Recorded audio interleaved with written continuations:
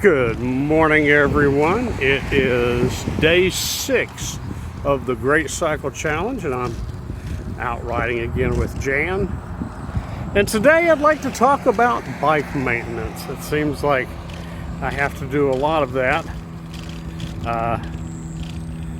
mostly because I'm cheap and don't want to take the time to take my bike into the shop, so I do it myself.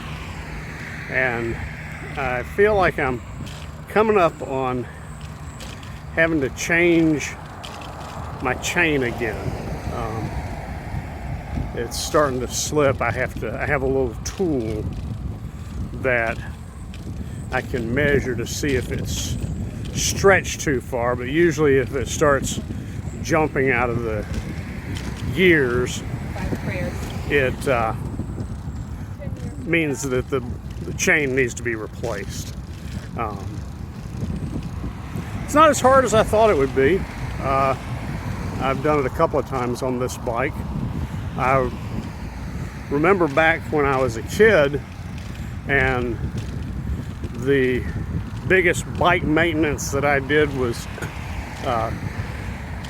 putting oil on the chain. We had one of those oil cans that kind of looks like a funnel that you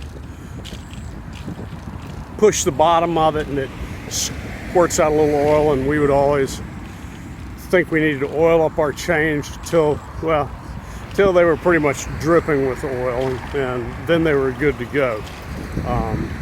We used a lot of oil when I was a kid. But now bike maintenance is a little bit more. I have to replace the chains, and I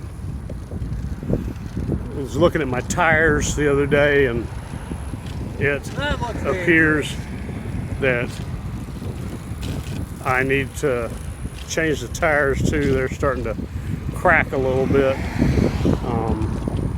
just from wear.